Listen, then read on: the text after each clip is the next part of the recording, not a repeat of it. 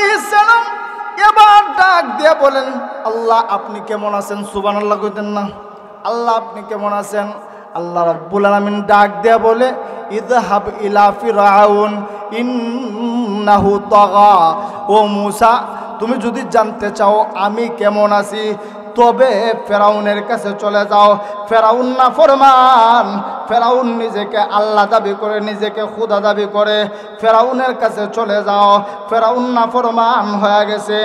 আমার ভাই, আমার বন্ধুরা, এমন সময় আল্লাহর পয়গম্বর হযরতে মূসা আলাইহিস সালাম বলেন, রব্বিশ রাহলি সদরি ওয়া ইয়াসসিরলি আমরি ওয়াহলুল উকদাতাম মিন লিসানি ইয়াফকাহু কাওলি।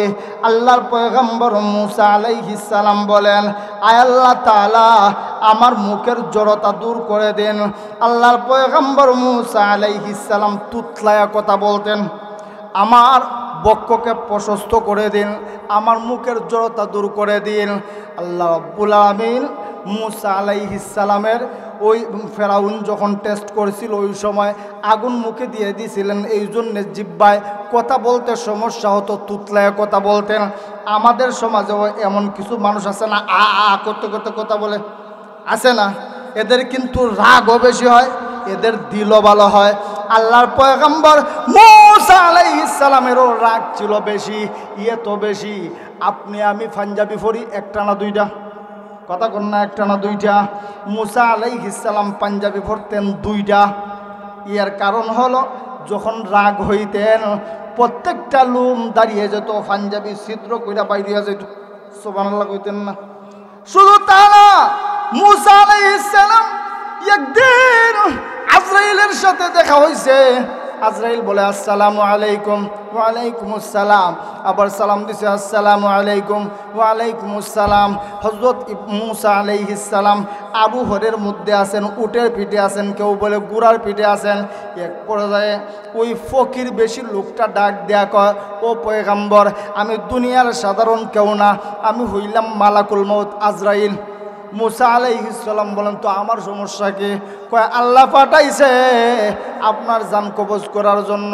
তো করবা ভালো কথা, কোন দিক দিয়া করবা? কোন দিক দিয়া করবা? আজরাইল বলে চোখ দিয়া। এই কি কও? চোখ দিয়ে আমি তাওরাত তেলাওয়াত করি, চোখ দিয়ে হবে না, তাহলে জিহ্বা দিয়া। আরে কি কয়? আমার জিহ্বা দিয়ে আমি তাওরাত তেলাওয়াত করি, জিহ্বা দিয়ে অসম্ভব না। কান দিয়া। কারে কি কয়? এদিক দিয়ে আমি আমার আল্লাহর সাথে কথা বলি, কথা শুনি। এবার আজরাইল এক পর্যায়ে ডাক দেয়া কয়, যেমনে মন চায় এমনে, এমন তাপ্পর মারছে বাম চোখ ফালাই দিছে। আজরাইল চোখ নিয়ে আল্লাহর দরবারে দৌড় দিছে, দিয়া কয়, আল্লাহ কার কাছে ফাটাইলেন জান কবজ করার জন্য? হে তো আমার জান কবজ করে লাইছে। আল্লাহ ডাক দেয়া বলে, আজরাইল বেয়াদবি করছো? কয় না না না, বেয়াদবি করছি না। আল্লাহ জিব্রাইলকে পাঠাইলেন, জিব্রাইল যা যা যা আমার পয়গম্বর মূসাকে জিজ্ঞেস করো, আমার পয়গম্বর কেন রে আজরাইল রে তাপ্পুর দিয়ে চোখ উড়াইয়া ফেলাইছে।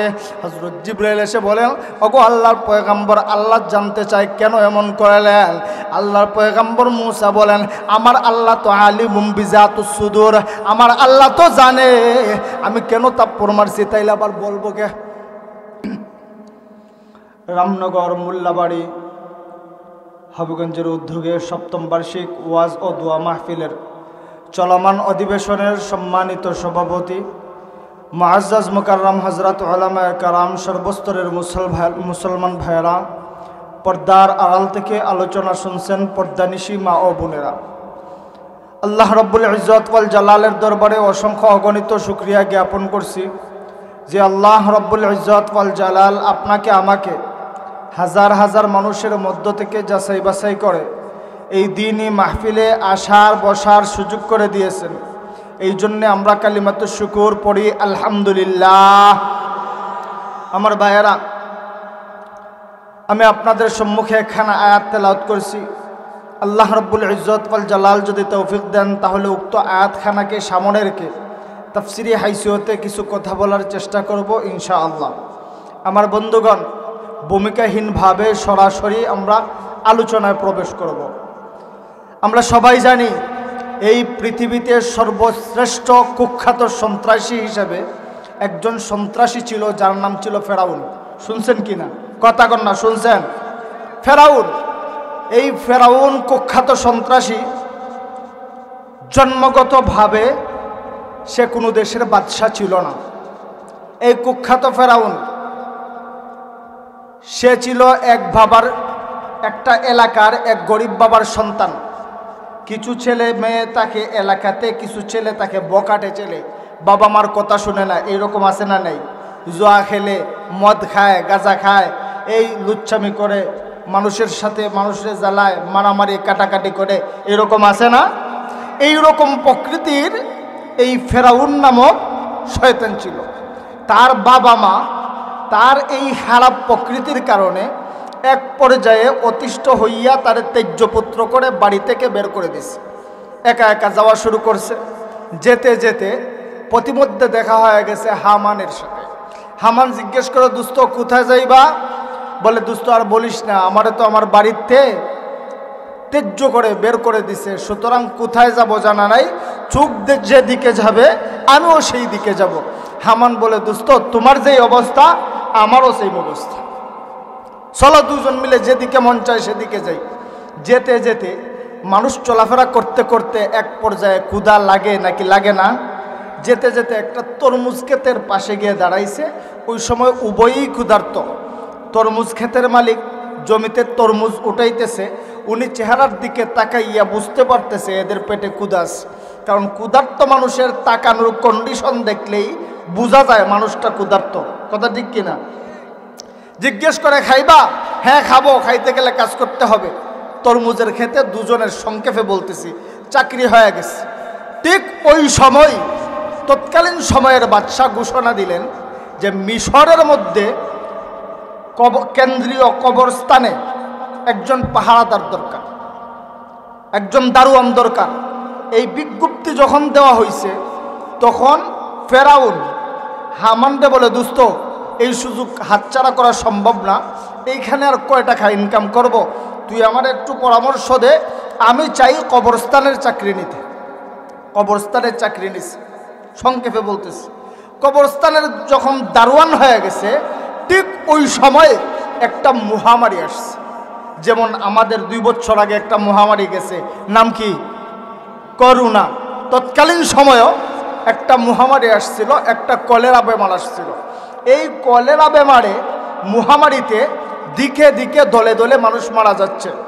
ফেরাউন দারোয়ান লোকেরা আসে, গেট খুলে দেয়, কবর দেয়।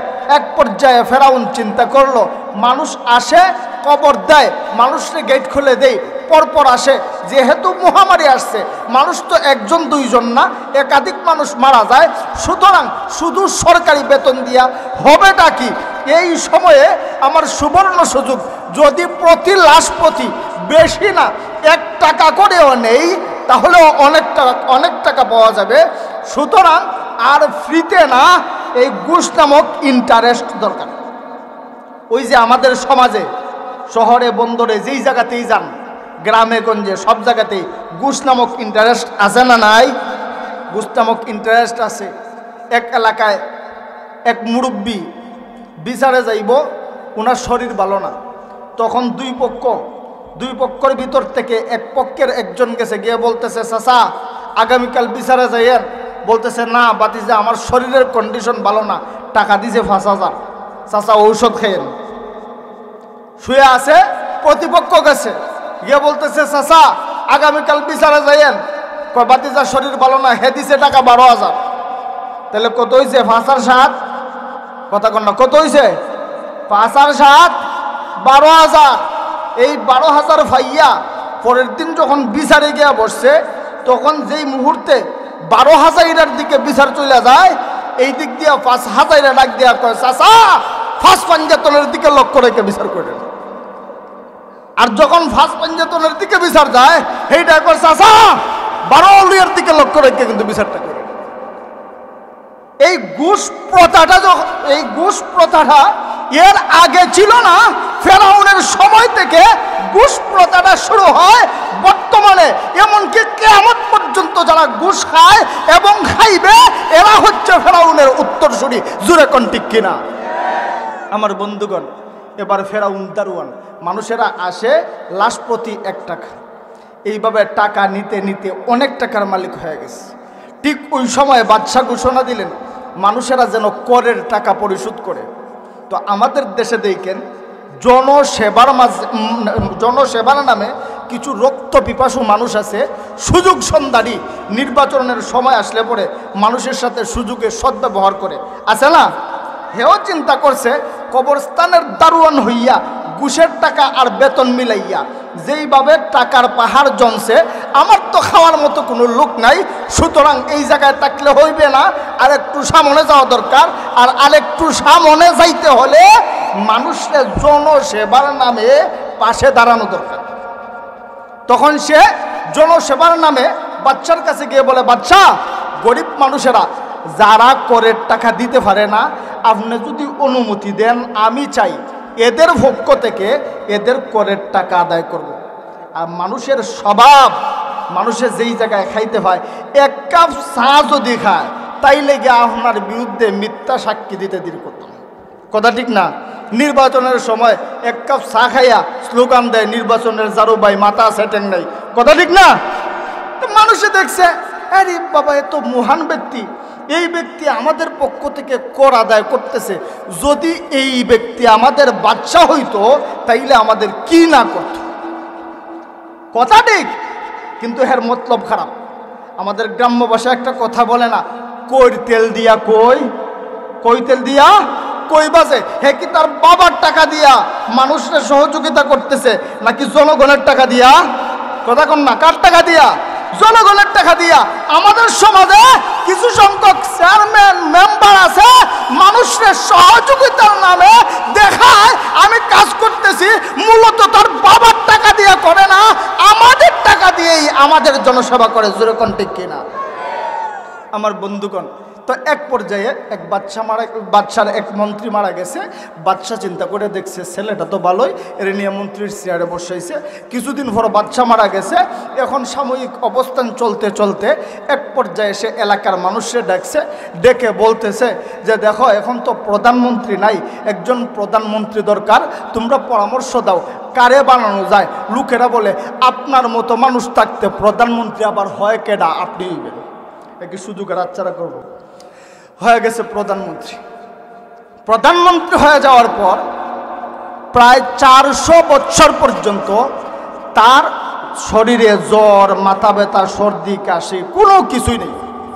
একদিন সে জিকির করতেছে, আমি কে আমি কে আমি কে আমি কে। হামান্যাকে গিয়া বলতেছে, দোস্ত আপনি আর কেডা আপনি জানেন না, 400 বছর পর্যন্ত আপনার কোনো রোগ হয় না, আপনি তো আমার মনে হয় আল্লাহ হইবেন। নাউজুবিল্লাহ বলবেন না। আমাদের সমাজের নেতারা আসলে এতটা খারাপ না, আশেপাশে সাংসদের কারণে আমাদের নেতারা যেইভাবে নষ্ট হয় ঠিক ওইভাবে ফেরাউনরাও নষ্ট করার জন্য 1 নম্বর দায়ী ছিল হামান। হামান বলে, দোস্ত আমার তো মনে হয় আপনি আল্লাহ হইবেন, নাইলে আপনি সুস্থ থাকেন কিভাবে, আপনার কোনো রোগ ব্যাধি নাই, এটা কিভাবে সম্ভব। এক পর্যায়ে ফেরাউন ঘোষণা দিচ্ছে, আনা রব্বুকুমুল আলা, নাউজুবিল্লাহ, আমি সব চাইতে বড় পালনেওয়ালা। আমার বন্ধুরা, ফেরাউন যখন তার দেশের মানুষের মধ্যে ঘোষণা দিয়েছে, ও আমার রাজ্যের মানুষেরা, আমি তোমার খাবারের ব্যবস্থা করি, বাসস্থানের ব্যবস্থা করি, চিকিৎসার ব্যবস্থা করি, তোমাদের সব কিছুর ব্যবস্থা করি আমি তোমাদের সব, আমি তোমাদের রব। আনা রব্বুকুমুল আলা, আজ থেকে আমি তোমাদের আল্লাহ। আমার বন্ধুরা, তাফসীরের কিতাবের ভিতরে পাওয়া যায় ঠিক ওই সময় ফেরাউনের রাজ দরবারে জ্যোতিষী ছিল 400 জন। কতজন? জ্যোতিষী চিনেননি? গণক আপনাদের এলাকায় আসেনি? অনেক সময় আপনার হাত দিকে কয়টা ফাড়া আছে, কয়টা সিরা আছে, কয়টা বিয়াস, কয় কিনা কথা কন না, কয়টা ফাড়া কয়টা সিরা। আমি চিন্তা করে দেখি ও মানুষ একটাবার কেউ বলে না আপনার হাতটা দেখে এখন কয়টা সিরাস, বলেনি কেউ এরকম।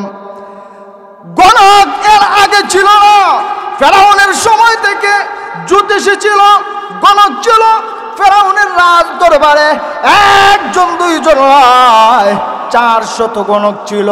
আমার ভাইয়েরা, আমার বন্ধুরা, এই 400 গণকের ভিতরে যিনি প্রধান ছিল তার নাম ছিল দবিরা। একদিন সকালবেলা দবিরা ঘুম থেকে উঠে এসে ফেরাউনকে ডাক দেয়া কয়, বস খবর বেশি ভালো না। কয় কি হয়েছে, সমস্যাটা কি?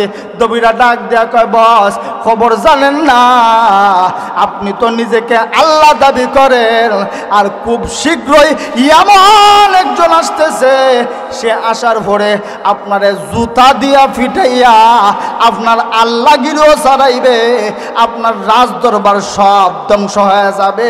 সে আসার পর একটা সময় তামাম পৃথিবীর মানুষের কাছে আপনি হুদা না, আপনি হইবেন হুদা। আপনি হুদা, আপনি হুদা না। কয় কি দোষ, সে কি আসছে না কে আসবে? ডাক দিয়ে কয়, অবশ না না না, এখনো পর্যন্ত আসে নাই, তবে খুব শীঘ্রই আসবে। কই কিভাবে তার আগমন ঠেকানো যায়? কই আপনার জন্যে তার আগমন ঠেকানো কোনো ব্যাপার না, কোনো বিষয় না, আপনি চাইলেই পারেন। আপনি হচ্ছেন মালিক, আপনি হচ্ছেন বাদশাহ। দুনিয়াতে মানুষ আসার মাধ্যম হচ্ছে স্বামী স্ত্রী মিলিত হওয়া, বিছানা আলাদা করে দেন। আমার ভাইয়েরা, আমার বন্ধুরা, মুফাসসিরিনে কেরাম বলেন ফেরাউন আল্লাহর পয়গম্বর মূসা আলাইহিস সালামকে আসতে দিবে না, এই জন্য একজন দুইজন না, প্রায় 90,000 শিশুকে হত্যা করেছে। জোরে কোন নাউজুবিল্লাহ। আল্লাহ রাব্বুল আলামিন বলেন ওয়া মাকারাল্লাহ ওয়াল্লাহু খায়রুল মাকিরিন। আল্লাহ রাব্বুল আলামিন বলেন, রে পৃথিবীর মানুষেরা, আমি মালিক আল্লাহ রাব্বুল ইজ্জত ওয়াল জালাল যদি কোনো কিছু করার সিদ্ধান্ত নেই, আমি আল্লাহর সিদ্ধান্ত পরিবর্তন করবে এমন কোনো শক্তিধর পৃথিবীতে নেই। যেরকম ঠিক কিনা? আমার ভাইয়েরা, আমার বন্ধুরা, ফেরাউন আইন জারি করে দিছে, পুলিশ বাহিনী নিয়োগ দিছে, খবর রাখবা। আমার ভাইয়েরা, আমার বন্ধুরা, অনেক মহিলাদের গর্ভ পরীক্ষা করে মা এবং বাচ্চা সহ হত্যা করে ফেলে। নাউজুবিল্লাহ। আমার ভাইয়েরা, আমার বন্ধুরা, এইভাবে করতে করতে এক পর্যায়ে আল্লাহ রাব্বুল ইজ্জত ওয়াল জালাল কিভাবে পাঠাইলেন? ফেরাউনের রাজ দরবারে ছিলেন হযরত মূসা আলাইহিস সালামের আব্বা ইমরান। ইমরান ছিলেন বড় বিশ্বস্ত কর্মচারী। একদিন হযরত মূসা আলাইহিস সালামের আম্মা রাজ দরবারে চলে আসছেন। আসার পর স্বামী স্ত্রী মিলিত হয়ে গেছেন। আমার মালিক আল্লাহ, আল্লাহর পয়গম্বর মূসা আলাইহিস সালামকে মায়ের গর্ভে পাঠিয়ে দিয়েছে। সুবহানাল্লাহ। আমার ভাইরা, আমার বন্ধুরা, আল্লাহর পয়গম্বর মূসা আলাইহিস সালাম মায়ের গর্ভে চলে আসছেন। দুনিয়া আর কেউ বুঝতে পারে না, কারো বোঝার সাধ্য নাই। স্বাভাবিক গতিতে মহিলারা যদি গর্ভবতী হয়, শারীরিক পরিবর্তন হয়, মহিলাদের খাওয়া দাওয়ার রুচি কমে যায়। কিন্তু মূসা আলাইহিস সালামের আম্মা গর্ভবতী, ঠিক পৃথিবীর কেউ বুঝে না, এমনকি রুচি কমে নাই, আগের চেয়ে আরো দ্বিগুণ। সুবহানাল্লাহ। তিনি বুঝতে পারেন তিনি গর্ভবতী। আমার ভাইরা, আমার বন্ধুরা, এক পর্যায়ে আস্তে আস্তে যখন মূসা আলাইহিস সালাম দুনিয়াতে আসার সময় গনিয়ে আসছে, হযরত মূসা আলাইহিস সালামের আম্মা কান্দেন। মহিলারা স্বাভাবিক তো, বাচ্চা দুনিয়াতে আসার সময় খুশি হয় না কান্দে? কথা কন না, খুশি হয় না কান্দে? মহিলারা খুশি হয়, কিন্তু মূসা আলাইহিস সালামের আম্মায়ের বিপরীত কান্দেন। কেন কান্দেন? কান্নার কারণ হলো, ও মালিক, এতদিন পর্যন্ত সন্তান আমার গর্ভে লালন পালন করতেছি ঠিক, কিন্তু ফেরাউন এবং তার বাহিনী যদি জানে তাহলে সন্তান মেরে ফেলবে, এই ভয়ে কান্দেন। আমার ভাইয়েরা, আমার বন্ধুরা, যদি এমপি সাহেব আপনাদের এলাকায় আসে তাইলে সাময়িক নিরাপত্তা আছে না নাই? আছে না নাই? সাময়িক নিরাপত্তা এক সপ্তাহ আগের থেকে শুরু। কথা ঠিক কিনা?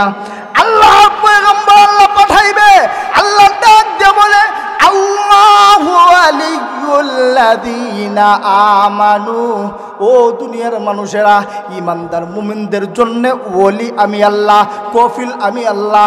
তামাম পৃথিবীর মানুষ যদি ইমানদার মুমিনদের বিরুদ্ধে চলে যায়, আমি মালিক আল্লাহ ইমানদার মুমিনদের পক্ষে, আর আমি আল্লাহ যাদের পক্ষে থাকি, তামাম পৃথিবীর মানুষ মিলেও তার বিন্দু মাত্র ক্ষতি করতে পারে না। সুবহানাল্লাহ। আমার ভাইয়েরা, আমার বন্ধুরা, মুসা আলাইহিস সালাম চলে আসছেন। আপনাদের কি খারাপ লাগতেছে? মুসা আলাইহিস সালাম দুনিয়াতে চলে আসছেন। আম্মা বড় ভয়ে, অবস্থা খারাপ, কি হয়, সন্তান কিভাবে রক্ষা করি, কিভাবে বাঁচায়। আল্লাহ রাব্বুল আলামিন বলেন, ওয়া আওহাইনা ইলা উম্মি মুসা আন আরদিই। আল্লাহ ডাক দেয়া কয়, ও মুসার মা, বয়ের কোনো কারণ নাই, টেনশন করার কোনো কারণ নাই, সন্তানকে দুধ পান করাও। ফাইদা খিফতি আলাইহি, ফাইদা খিফতি আলাইহি, ও মুসার মা, বয়ের কোনো কারণ নাই, টেনশন করার কোনো কারণ নাই। তুমি যদি মুসার জন্য তোমার সন্তানকে নিয়ে আশঙ্কা করো, ভয় করো, তাহলে তোমার সন্তানকে তুমি একটা বাক্সর মধ্যে ভরে পানিতে ফেলে দিবা। আল্লাহ রাব্বুল আলামিন অন্য জায়গায় বলেন, ইন্না রাদুহু ইলাইকি ওয়া জাইলুহু মিনাল মুরসালিন। আল্লাহ বলে, মুসার মা, বাক্সর মধ্যে ভরে সন্তানকে নদীর পানির মধ্যে ফেলে দিবা। আমি আল্লাহ কথা দিলাম, তোমার সন্তানকে তোমার কুলে ফিরাইয়া দিব, এমনকি তোমার সন্তানকে আমি আল্লাহ নবী বানাইব। সুবহানাল্লাহ। আমার ভাইয়েরা, আমার বন্ধুরা, এক পর্যায়ে সংক্ষেপে বলতেছি, মুসা আলাইহিস সালামকে কাঠের বাক্সতে করে পানিতে ফেলে দেওয়া হয়েছে। বোন ফাতেমাকে মা বলেন, মা যাও একটু দেখো বাক্সটা কোন দিকে যায়। আমাদের গ্রাম্য ভাষায় একটা কথা বলে, যেখানে বাঘের ভয় সেখানে সেখানে রাখতে হয়। বাক্স যাইতে যাইতে এক পর্যায়ে ফেরাউনের দরজায় যখন চলে গেছে, হযরত আসিয়া এবং ফেরাউন স্বামী স্ত্রী দুইজন বসে প্রেমালাপ করতেছে। হযরত আসিয়া কয়, স্বামী বাক্সটা একটু উঠাইতে বলেন। বাক্স উঠানোর পর অনেকে চেষ্টা করে খোলার জন্য, কেউ খুলতে পারে না। হযরতে আসিয়া হাত দিতে দেরি, বাক্স খুলতে দেরি নাই। হযরতে আসিয়া তাকা দেখে বাক্সার ভিতরে নুরানি চেহারার অধিকারী একটা সন্তান। সুবহানাল্লাহ। টান দিয়া কুলের মধ্যে নিছে। ফেরাউন ডাক দেয়া কয়, বিবিরে, মনে হয় এইটাই মুসা, মনে হয় এইটাই মুসা, এইটাই আমার শত্রুদের জব করে। হযরতে আসিয়া ডাক দেয়া কয়, নাফরমানের নাফরমান, একটা সন্তান জন্ম দেওয়ার ক্ষমতা নাই। এখন একটা সন্তান আসছে, কেউ জানে না সন্তানটা তোমার কিনা। তবে যদি এরে আমরা লালন পালন করি, আমাদের চক্ষু শীতল হবে এবং এই সন্তান তোমাকে আমাকে আব্বা আম্মা বলে ডাকবে। মানুষে তো জানে না, পুরুষের একটা স্বভাব আছে, যেই দিকে দুর্বল ওই দিকে বিবি বেগম সাহেবা যাই বলে চুপ করে শুনে প্রতিবাদ করতে পারে না। ফেরাউনও চুপ, কয় বেমুরতের বমুরত, নাফরমানের নাফরমান সন্তান জন্ম দেওয়ার ক্ষমতা নেই, আবার কথা কয়। এক পর্যায়ে শান্ত হয়ে গেছে। আমার ভাইরা, আমার বন্ধুরা, এবার হযরতে আসিয়া পাগলের মতো হয়ে গেছেন বাচ্চাটাকে দুধ পান করানোর জন্যে। রাজদরবারে একের পর এক অনেক মহিলাকে একত্রিত করা হয়, কারো দুধ হযরত মুসা খায় না। আল্লাহ বলে, ও হারাম না, আল্লাহ বলে, ও দুনিয়ার মানুষেরা, হারাম না, আমি আল্লাহ মুসা আলাইহিস সালামের জন্য মুসার মা ব্যতীত সমস্ত মহিলার দুধ হারাম করে দিয়েছি। সুবহানাল্লাহ। আমার বন্ধুগণ, কথা মনে আসেনি? আল্লাহ কি বলছে? কুলে ফিরাইয়া দিবে না দূরে রাখবে? কথা কন্যা ফিরাইয়া দিবে না দূরে রাখবে? ফিরাইয়া দিবে। এমন সময় মুসা আলাইহিস সালামের বোন ফাতিমা উপস্থিত হয়ে গেছেন। ডাক দিয়া বলেন, মহারানী, আমার জানা মতে একজন মহিলা আছে, এমন কোনো সন্তান নাই ওনার দুধ পান করে না। আপনি যদি পারমিশন দেন তাহলে আমি নিয়ে আসতে পারি। বলে আর দেরি কা, তাড়াতাড়ি নিয়ে আয়। যখন নিয়ে আসা হয়েছে মায়ের কুলে সন্তান, মায়ের কুলে সন্তান যখন, তখন হযরত মূসা আলাইহিস সালাম গদগদ করে দুধ খাওয়া শুরু করেছে। সুবহানাল্লাহ। আল্লাহ বলে ইন্না রাদুহু ইলাইকি ওয়া জাইলুহু মিনাল মুরসালিন। ও মূসার মা, আমি আল্লাহ বলেছিলাম মূসাকে তোমার কোলে ফিরিয়ে দিলাম। সুবহানাল্লাহ বলবেন না? আমার ভাইরা, আমার বন্ধুরা, দুধ পান করাইয়া এক পর্যায়ে মূসা আলাইহিস সালামের আম্মা বলেন, বেগম সাহেবা নেন আপনার সন্তান রাখেন, আমি গেলাম। কয় কি কয়, কই যাইবা? আমার বাড়ি আছে, ঘর আছে, আরো সন্তান আছে। কয় চুপ থাকো, এগুলা কিচ্ছু চিন্তা করতে হবে না। রাজ দরবারে ঘোষণা দিছে একটা ঘর খালি কর, আর এই মহিলা এবং তার সন্তানাদি সহ সবাইরে এখানে লালন পালনের ব্যবস্থা কর। সুবহানাল্লাহ। আল্লাহ বলে দুনিয়ার মানুষ, আমি আল্লাহর সিদ্ধান্তর বিরুদ্ধে যদি কোনো মানুষ দাঁড়ায়, আমি আল্লাহ শুধু আমার সিদ্ধান্ত রক্ষা করব তা না, এর উল্টা জরিমানা করব। আল্লাহ রাব্বুল আলামিনের নবী মূসার সাথে বিরোধিতা করছে, শেষ পর্যন্ত মূসা এবং মূসার ভাই বোন সহ সবাইরে আল্লাহ ফেরাউনের ঘরে লালন পালন করাইছে। ওই আল্লাহ আছে না নাই? কথা কন না, আছে না নাই? আল্লাহ রাব্বুল আলামিন বলেন, রে দুনিয়ার মানুষেরা, আমি আল্লাহ শুধুমাত্র মূসা পয়গম্বরকে এভাবে রক্ষা করছি তা না। ওয়ালা তাহিনু ওয়ালা তাহজানু ওয়া আনতুমুল আ'লাউনা ইন কুনতুম মুমিনুন। ও দুনিয়ার মানুষেরা, তুমি যদি ঈমানদার হও, মুমিন হও, আমি আল্লাহ ঘোষণা দিলাম চিরকাল আমি আল্লাহ তোমাদেরকে সাহায্য করব। সুবহানাল্লাহ।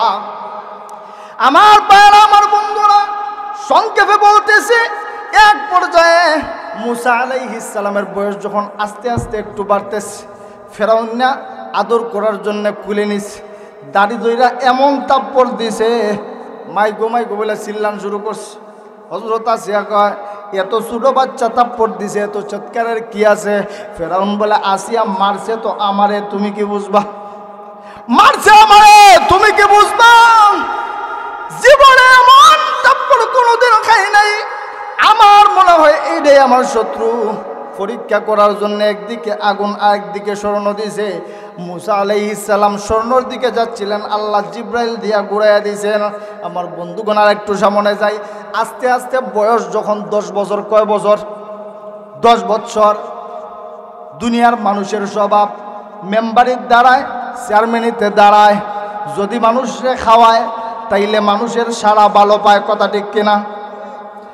ঠিক তেমনি ভাবে একদিন হামান ডাক দিয়ে বলে, বন্ধু তুমি আল্লাহ, তুমি খোদা, তুমি রব, তুমি সব, তবে তুমি যদি মানুষের জন্য একটু খাবারের ব্যবস্থা করো, মানুষেরা তোমাকে মানতে সুবিধা হবে।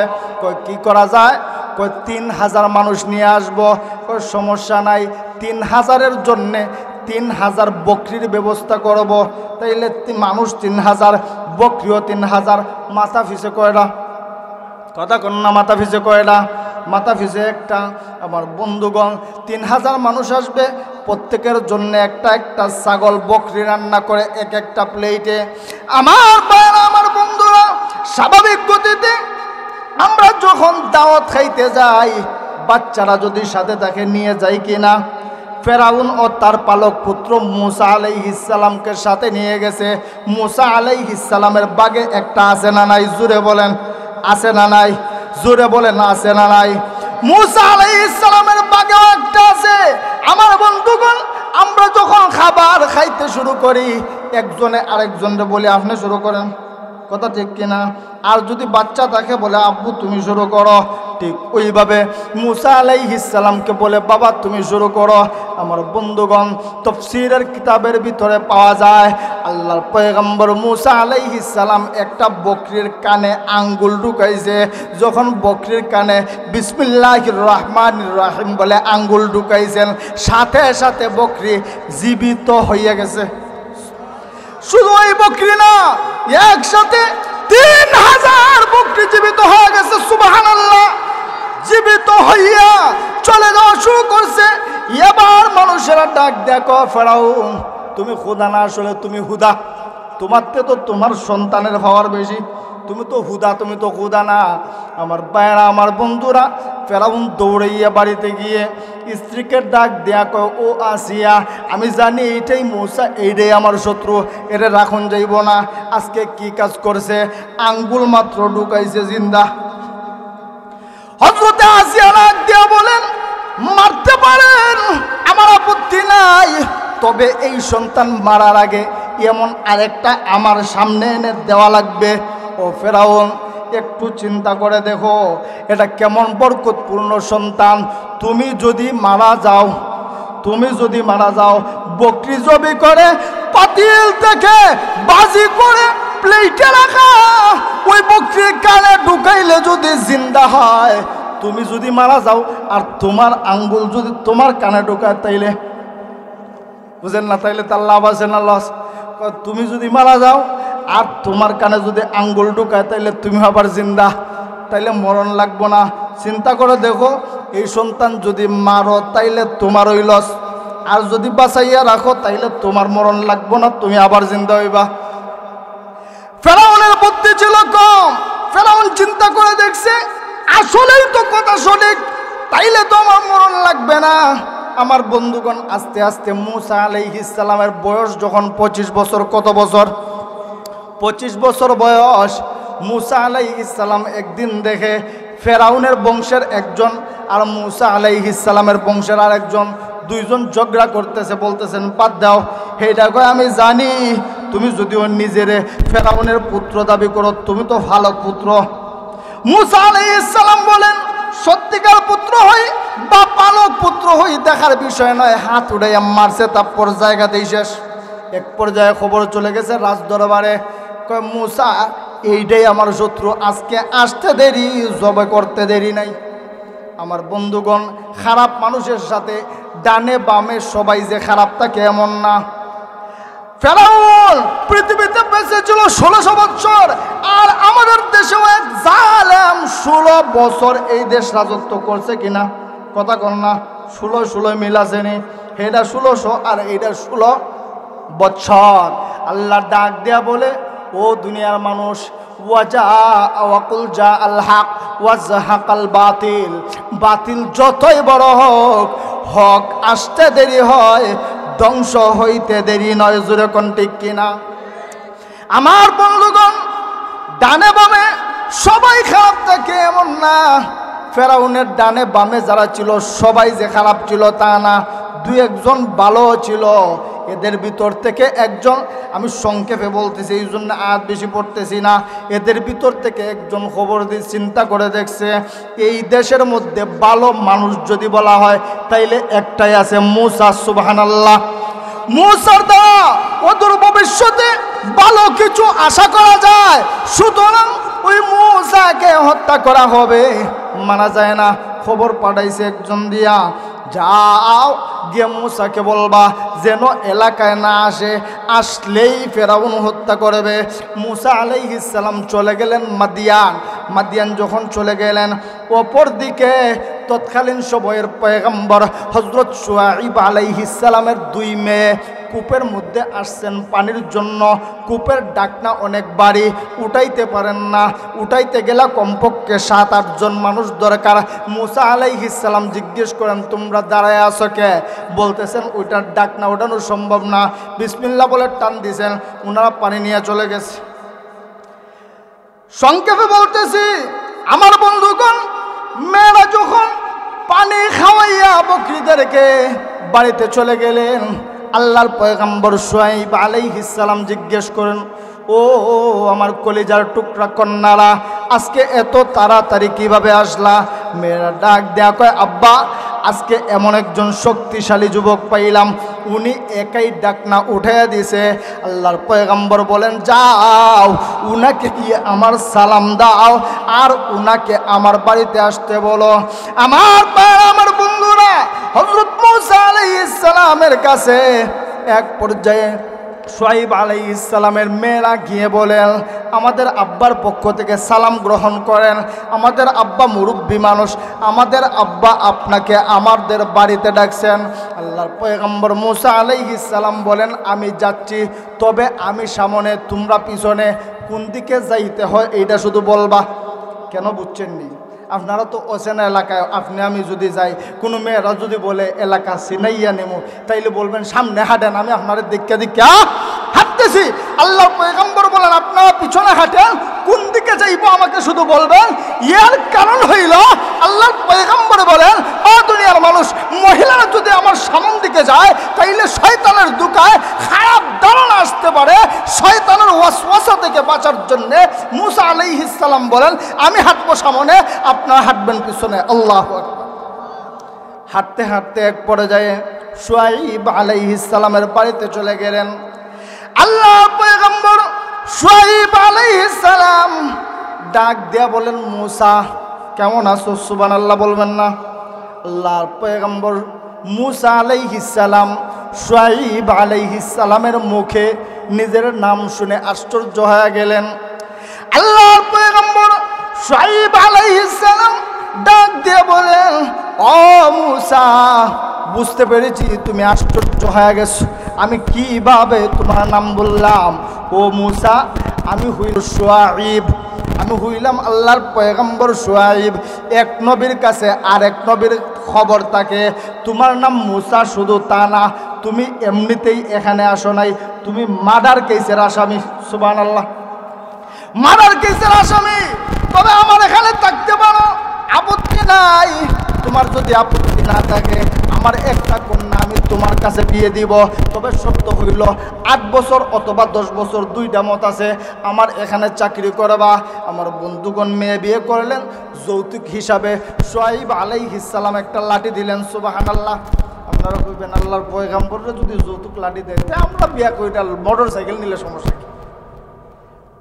সাইয়া নেওয়া বেকারের মতো, এটা হারাম। আর শ্বশুর বাড়ি থেকে যদি নিজে খুশি হইয়া দেয়, এটা খাওয়া জায়েজ আছে।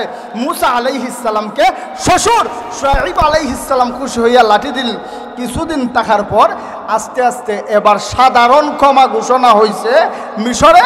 মুসা আলাইহিস সালাম বেগম সাফিয়া, হযরত সাফিয়াকে নিয়ে রওনা দিয়েছেন, যাবেন। গর্ভাবস্থায় ছিলেন, এক অবস্থায় সন্তান সম্ভবা নারী। মহিলারা যখন সন্তান প্রসবের সময় আসে, ওই সময় গরমের দরকার লাগে না নাই? কথা কন না, গরমের দরকার লাগে না নাই? লাগে, গরমের প্রয়োজন। হাঁটতে হাঁটতে এক পর্যায়ে বিবি ডাক দিয়ে বলেন, স্বামী গো, একটু আগুন পাইলে ভালো হইতো। মুসা আলাইহিস সালাম তাকাইয়া দেখেন, দূরে দেখা যায় আগুন জ্বলে। সুবহানাল্লাহ। আল্লাহর পয়গম্বর মুসা আলাইহিস সালাম বলেন, তোমরা এখানে থাকো, আমি সামনে যাই। আগুন দেখা যায়, ইনশাআল্লাহ ব্যবস্থা হবে, অথবা ভালো একটা নির্দেশনা পাবো। আমার বন্ধুরা, আল্লাহর পয়গম্বর মুসা আলাইহিস সালাম যখন সামন দিকে অগ্রসর হন, আগুন পিছন দিকে যায়। মুসা আগায়, আগুন আরো পিছনে যায়। এক পর্যায়ে আগুন থেকে আওয়াজ আসলো, ক্বালা ইয়া মুসা ইন্নী আনা রাব্বুক। সুবহানাল্লাহ। ইন্নী আনা রাব্বুক ফাখলা'না আলাইক ইন্নাকা বিল ওয়াদিল মুকদ্দাস তুয়া। ও মুসা, এটা স্বাভাবিক কোনো আগুন না, আমি তোমার মালিক আল্লাহ, আমি তোমার মালিক আল্লাহ। জুতা ফেলে আসো পবিত্র জায়গা। আমাদের নবীকে আল্লাহ কেমন সম্মান দিছে। মুসা আলাইহিস সালামকে আল্লাহ তুর পাহাড়ে বলে জুতা রেখে আসেন, আর আমাদের নবীকে জুতা পরাইয়া আল্লাহ আরশে আজিমে নিছেন। সুবহানাল্লাহ। আমার বন্ধুরা, মুসা আলাইহিস সালাম এবার ডাক দিয়ে বলেন, আল্লাহ আপনি কেমন আছেন? সুবহানাল্লাহ কইতেন না? আল্লাহ আপনি কেমন আছেন? আল্লাহ রাব্বুল আলামিন ডাক দিয়ে বলে, ইযহাব ইলা ফিরআউন ইন্নাহু তাগা। ও মুসা, তুমি যদি জানতে চাও আমি কেমন আছি, তবে ফেরাউনের কাছে চলে যাও। ফেরাউন নাফরমান, ফেরাউন নিজেকে আল্লাহ দাবি করে, নিজেকে খোদা দাবি করে। ফেরাউনের কাছে চলে যাও, ফেরাউন নাফরমান হয়ে গেছে। আমার বন্ধুরা, এমন সময় আল্লাহর পয়গম্বর হযরতে মূসা আলাইহিস সালাম বলেন, রব্বিশরাহ লি সদরি ওয়া ইয়াসসির লি আমরি ওয়াহলুল উকদাতাম মিন লিসানি ইয়াফকাহু কওলি। আল্লাহর পয়গম্বর মূসা আলাইহিস সালাম বলেন, আয় আল্লাহ তাআলা আমার মুখের জড়তা দূর করে দেন। আল্লাহর পয়গম্বর মূসা আলাইহিস সালাম তুতলায়া কথা বলতেন, আমার বক্ষকে প্রশস্ত করে দিন, আমার মুখের জড়তা দূর করে দিন। আল্লাহ রাব্বুল আলামিন মূসা আলাইহিস সালামের ওই ফেরাউন যখন টেস্ট করেছিল ওই সময় আগুন মুখে দিয়ে দিয়েছিলেন, এই জন্য জিহ্বায় কথা বলতে সমস্যা হতো, তুতলায় কথা বলতেন। আমাদের সমাজেও এমন কিছু মানুষ আছে না, আ আ করতে করতে কথা বলে, আছে না? এদের কিন্তু রাগও বেশি হয়, এদের দিলও ভালো হয়। আল্লাহর পয়গম্বর মূসা আলাইহিস সালামেরও রাগ ছিল বেশি, তো বেশি। আপনি আমি পাঞ্জাবি পরি একটা না দুইটা, কথা কন না, একটা না দুইটা। মূসা আলাইহিস সালাম পাঞ্জাবি পরতেন দুইটা। এর কারণ হলো যখন রাগ হইতেন প্রত্যেকটা লোম দাঁড়িয়ে যেত, পাঞ্জাবি ছিদ্র কইরা বাইরে যেত। সুবহানাল্লাহ কইতেন না? শুধু তা না, মূসা আলাইহিস সালাম একদিন আজরাইলের সাথে দেখা হয়েছে। আজরাইল বলে আসসালামু আলাইকুম, ওয়ালাইকুম আসসালাম, আবার সালাম দিছে আসসালামু আলাইকুম, ওয়ালাইকুম আসসালাম। হযরত মূসা আলাইহিস সালাম আবু হরের মধ্যে আছেন, উটের পিঠে আছেন, কেউ বলে গুড়ার পিঠে আছেন। এক পর্যায়ে ওই ফকির বেশি লোকটা ডাক দেয়া কয়, ও পয়গম্বর, আমি দুনিয়ার সাধারণ কেউ না, আমি হইলাম মালাকুল মউত আজরাইল। মূসা আলাইহিস সালাম বলেন, তো আমার সমস্যা কি?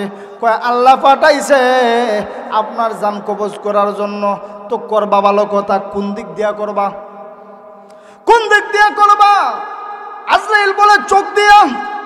এই কি কও? চোখ দিয়ে আমি তাওরাত তেলাওয়াত করি, চোখ দিয়ে হবে না, তাহলে জিহ্বা দিয়া।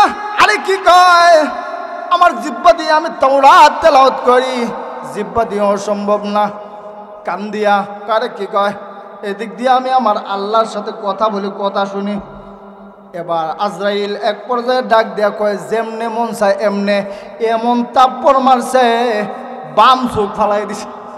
আজরাইল চোখ নিয়ে আল্লাহর দরবারে দৌড় দিছে, দিয়া কয়, আল্লাহ কার কাছে ফাটাইলেন জান কবজ করার জন্য? হে তো আমার জান কবজ করে লাইছে। আল্লাহ ডাক দেয়া বলে, আজরাইল বিয়াদবি করছো? কয়, না না না, বিয়াদবি করছি না। আল্লাহ জিব্রাইলকে পাঠাইলেন, জিব্রাইল যা যা যা আমার পয়গম্বর মূসাকে জিজ্ঞেস করো, আমার পয়গম্বর কেন রে আজরাইল রে তাপ্পুর দিয়ে চোখ উড়াইয়া ফেলাইছে। হযরত জিব্রাইল এসে বলেন, ওগো আল্লাহর পয়গম্বর, আল্লাহ জানতে চায় কেন এমন করলেন। আল্লাহর পয়গম্বর মূসা বলেন, আমার আল্লাহ তো আলিমুম বিজাতুস সুদূর, আমার আল্লাহ তো জানে আমি কেন তাপ্পুর মারছি, তাইলে আবার বলবো কে? আল্লাহু আকবার বলবেন না? আল্লাহ তো জানে, তাইলে আবার বলবো কে? আল্লাহ রাব্বুল আলামিন আজরাইলকে ডাক দিয়ে বলে, অন্যায় তো তুমি করছো আজরাইল, তুমি যদি বলতা আল্লাহ যেভাবে বলে ওইভাবে করব, তাহলে কোনো সমস্যা ছিল না। মূসা পয়গম্বর এত আগে নবী ছিলেন। আল্লাহ ডাক দেয়া বলে, ও মূসা, আজকে থেকে আমি আল্লাহ তোমাকে নবুয়ত দিলাম, তুমি ফেরাউনের কাছে দাওয়াত নিয়ে যাও। রে মূসা, দাওয়াত নিয়ে যাও। ইযহাব ইলা ফিরাউন ইন্নাহু তাগা। আল্লাহ পয়গম্বর মূসা আলাইহিস সালাম বলেন, আমি তো ঠিক মতো কথা বলতে পারি না, আল্লাহ আমার বক্ষ প্রশস্ত করে দিন, আমার মুখের জড়তা দূর করে দিন। ওয়াজআললি ওয়াজিরাম মিন আহলি, আর না হয় আমার সাথে একজন সাহায্যকারী দিন। আল্লাহ কয়, কাকে দিব? মূসা আলাইহিস সালাম বলেন, আমার ভাই হারুন বড় সুন্দর কথা বলে, তার বাচন ভঙ্গি ভালো, তার উপস্থাপন ভঙ্গি ভালো।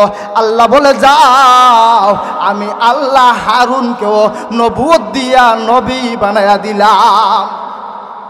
আমার ভাই, আমার বন্ধুরা, এক করে দুই ভাই নবী, শ্বশুরও নবী, বাইকলাও নবী, নবী পরিবার। আমার বন্ধুগণ, এক পর্যায়ে আল্লাহ রাব্বুল আমিন ডাক দেয়া বলে, তিলকা ওয়ামা তিলকা বিয়ামিনিকা ইয়া মূসা, ও মূসা তোমার হাতে কি? মূসা আলাইহিস সালাম বলেন, ক্বালা হিয়া আসায়া। শুধুমাত্র যদি আসায়া বলতেন যে আল্লাহ আমার হাতে লাঠি, পাঠাইলেই যথেষ্ট ছিল। মুসা আলাইহিস সালাম এবার বলতে শুরু করলেন, ক্বালা হিয়া আসায়া আতাওয়াক্কাউ আলাইহা ওয়া আহুশু বিহা আলা গনামি ওয়ালিয়া ফিহা মাআরিবু উখরা। আল্লাহ তাআলা আমার হাতে লাঠি, এইটা দিয়া আমি আমার ছাগলের জন্য, বকরির জন্য গাছের পাতা ফালাই। আল্লাহ তাআলা এইটা দিয়ে আমি বোট দিয়া দাঁড়াই, এইটা আমার আরো অনেক কাজে লাগে। আল্লাহ ডাক দেয়া কয়, ও মুসা, এইটার কাজ শুধু এইটুকু না, আরো আছে। আল্লাহ আমি তো জানি না। আল্লাহ ডাক দেয়া কয়, কালা আলকিহা ইয়া মুসা, ও মুসা তোমার লাঠিটা একটু নিচে ছাড়ো, একটু মাটিতে ফেলো। এরপরে আমার বন্ধুগণ আল্লাহ বলেন, ফাআলকাহা ফাইদা হিয়া হাইয়াতুন তাসআ। সুবহানাল্লাহ। আমার বন্ধুগণ লাঠি যখন মাটিতে ফেলছেন, সাথে সাথে বিশাল অজগর সাপ হয়ে গেছে, বিশাল অজগর হয়ে গেছে। আল্লাহর পয়গম্বর মুসা আলাইহিস সালাম ভয় পাইলেন। আল্লাহ ডাক দেয়া বলে, খুযহা লা তাখাফ, ও মুসা ভয় পাইবা না, পাকড়াও করো, ধরো। সানুঈদুহা সিরাতাহাল উলা, আমি মালিক আল্লাহ ওইটাকে আবার পূর্বের ন্যায় ফিরিয়ে দিব। মুসা ডাক দেখো, আল্লাহ চোখ বন্ধ করে ধরবো না, খোলা অবস্থায় ধরবো। আল্লাহ কয়, তোমার যেইভাবে মন চাই এইভাবে ধরো। মুসা আলাইহিস সালাম চোখ বন্ধ করে হাত দিয়ে ধরে, কয় আল্লাহ ধরলাম। আল্লাহর সাথে সাথে আবার লাঠি বানাই দিছে। সুবহানাল্লাহ। শেষ করে লাইতাম না, কিতাব শেষ করে দিতাম আর একটু অল্প, কারণ আপনারা তো 11:30, আমার খেয়াল করছি না, জুসে উঠছি, হুশ নাই, এই কারণে কথা কইছি। তাহলে আরেকটু চলতো না হুজুর?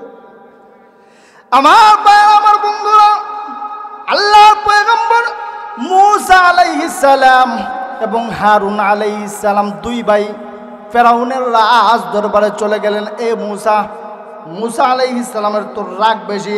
এই ফেরাউন না, বাইরো বাইরো, তুই না নাফরমান, তুই নাকি খোদা, তুই তো হুদা, আল্লাহ পরিমাণ। আমি মুসাকে নবী মান, আমিও নবী, আমার ভাই হারুনও নবী। ফেরাউন ডাক দেয়া কয়, তোর আল্লাহর বুঝে আর কোনো কাজ নাই, এক করে দুই নবী ফাটাইছে, নাউজুবিল্লাহ কইতেন না। শুধু তা না, ডাক দেয়া কয়, ও মুসা, প্রত্যেক নবী কেনা তোমার আল্লাহ মুআজিজা দেয়, তোমারে কিছু দিছেনি? হ্যাঁ অবশ্যই দিছে। কি দিছে? আল্লাহর পয়গম্বর মুসা আলাইহিস সালাম লাঠিটা জমিনে ফেললেন। সুবহানাল্লাহ। আমার ভাই, আমার বন্ধুরা, এক পর্যায়ে ফেরাউন ডাক দিয়ে বলে, ও মুসা, তোমার সাপরে থামাও, আগে বাচ্চা লই, যদি বাসি তাইলে না ইমান আনতাম। কথা ঠিক না? কথা কন্যা ঠিক কিনা? আগে বাসি, তোমার সাপটারে সামলাও, এরপরে ইমান আনমু। যখন শেষ হয়েছে, মুসা আলাইহিস সালাম লাঠি হাত দিয়ে ধরলেন, আবার লাঠি হয়ে গেছে সাপ থেকে। এবার ফেরাউন ডাক দেয়া কয়, বুঝছি বুঝছি, ঘটনা কি? তুমি তো বিশাল জাদুকর, তুমি তো বিশাল জাদুকর, নাউজুবিল্লাহ। আস্তে আস্তে, কারণ রমজান মাস চলতেছে, তাহলে জোরে কান নাউজুবিল্লাহ। আমার বাবা, আমার বন্ধুরা, বুঝতে পারছি তুমি তো বিশাল জাদুঘর। তৎকালীন সময়ে জাদু প্রথা খুব বেশি ছিল। ওই জাদুঘরেরা রশি দিয়া, দড়ি দিয়া যে কোনো সময়, যে কোনো মুহূর্তে সাপ বানিয়ে ফেলত। ওই জন্যে আমার আল্লাহ তৎকালীন সময় উপযোগীভাবে মুসা আলাইহিস সালামকে লাঠি নামক মুআজিজা দিয়েছেন। আমার ভাইরা, আমার বন্ধুরা, এক পর্যায়ে ফেরাউন তার রাজ্যের অনেক জাদুকরের সাথে দেখা করে বলে, তোমরা জানোনি নতুন একজন জাদুকের আবিষ্কার হয়েছে। এই জাদুগিরেরা কয়, কি কয়, আমরা এত জায়গায় জাদুর কাজ করি, জীবনে কোনোদিন মুসা নামক জাদুকর নাম শুনলাম না। কি মনে করেন আপনাদের এলাকায় যদি একজন বড় বক্তা থাকে, একজন চেয়ারম্যান থাকে, একজন এমপি থাকে, এলাকার মানুষের জানবে কিনা? কথা কন্যা জানবে কিনা? জাদুকর দিয়ে বলে, কি বলেন, মুসা নামক এমন জাদুকির আমরা তো জীবনে কোনোদিন শুনলাম না। কই শুনছো না? তবে আমি নিজের হুদ্দর চোখ দিয়ে দেখছি, আমার নিজের হুদ্দর চোখ দিয়ে দেখছি। কয় কেমন সাপ বানায়? কয় গেইলেই দেখবা। কারণ ফেরাউন মনে মনে ভাবে যেই চিত্র আমি দেখছি এইটা যদি বলি তাইলে একটারও কাপড় ঠিক থাকতো না, একটারও কাপড় ঠিক থাকতো না। আমার ভাইয়েরা, আমার বন্ধুরা, তাফসীরে নুরুল কোরআনের ভিতরে লিখেন ফেরাউন একজন দুইজন নয়, প্রায় 6 লক্ষ জাদুকরকে একত্রিত করছে। একত্রিত হওয়ার পর জাদুকরেরা ডাক দেয়া কয়, ও মূসা আলাইহিস সালাম, আপনি আগে বানাইবেন নাকি আমরা আগে বানাইব? সম্মান দিছে কিনা? কথা কন্যা দিছে কিনা? আল্লাহ ডাক দেয়া বলে, রাত দুনিয়ার মানুষেরা, এই জাদুকরেরা কাফির হইয়া বেঈমান হইয়া আমার পয়গম্বর মূসাকে এমন সম্মান করছে, আমি আল্লাহ আর বড় ভালো লাগছে। মূসা পয়গম্বরকে সম্মান দেখানোর কারণে আমি মালিক আল্লাহ এদেরকে ইমানদার মুমিন এবং জান্নাতের মেহমান বানায়া দিলাম। সুবহানাল্লাহ। আমার ভাইয়েরা, আমার বন্ধুরা, আল্লাহর পয়গম্বর মূসা আলাইহিস সালাম বলেন, তোমরাই বানাও। এরা যখন বানান শুরু করছে, বানাইতে বানাইতে বানাইতে বানাইতে অবস্থা খারাপ। আল্লাহর পয়গম্বর মূসা আলাইহিস সালাম মনে মনে কিছুটা বিচলিত হইলেন। আল্লাহ ডাক দেয়া বলে, পয়গম্বর লা তাখাফি লা তাহজানি, ভয়ের কোনো কারণ নাই, টেনশনের কোনো কারণ নাই, আমি আল্লাহ আছি।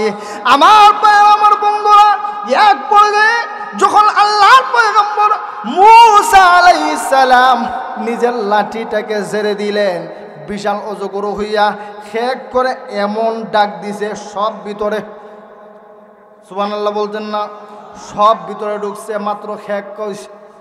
এখন চিন্তা করেন, উজান টান দিয়া একসাথে যদি এত ঢুকছে, আর এখন যদি আবার বাইটল বাতাস ছাড়ে, তাইলে কি অবস্থা হইব? কি মনে করুন, অবস্থা ভালো থাকবো না খারাপ? বাইটল যদি ছাড়ে কোন অবস্থা হইব?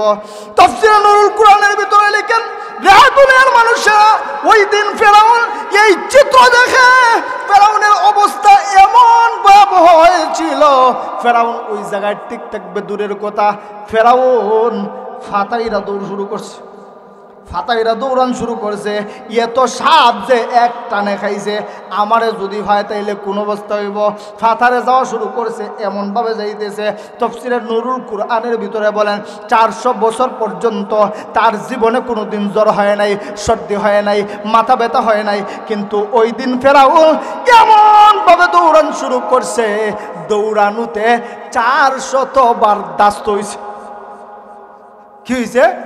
400 বার দাস্ত হইছে। আল্লাহ রাব্বুল আলামিন বলে, ও দুনিয়ার মানুষেরা, ও দুনিয়ার বেঈমানেরা, শুধু মূসা আলাইহিস সালামকে ফেরাউনের সাথে দাঁড় করাইয়া ফেরাউনকে আমি আল্লাহ এইভাবে শিক্ষা দিছি, তা না, কিয়ামত পর্যন্ত যেই সমস্ত জাহিলেরা হকের বিরুদ্ধে দাঁড়াইবে, আমি আল্লাহ এইভাবে ইমানদার মুমিনদের পক্ষে থেকে এদেরকে দাঁত ভাঙ্গা জবাব দেব। জোরে কোন ঠিক কিনা? আমার বন্ধুগণ, রাত অনেক হয়ে গেছে, হুজুরে তো বলছিলেন 11:30, এখন 11:43 হয়েছে। যাক, আলহামদুলিল্লাহ, যাই হয়েছে এই পর্যন্তই থাকো। কি করেন আপনারা? আর সামনে গিয়ে লাভ নাই। আল্লাহ রাব্বুল আলামিন যেন ফেরাউন এবং মূসা আলাইহিস সালামের জীবন থেকে শিক্ষা নিয়ে আমাদেরকে মূসা আলাইহিস সালামের মতো জীবন তৈরি করার তৌফিক দেন। জোরে বলেন আমিন। আসসালামু আলাইকুম ওয়া রাহমাতুল্লাহ।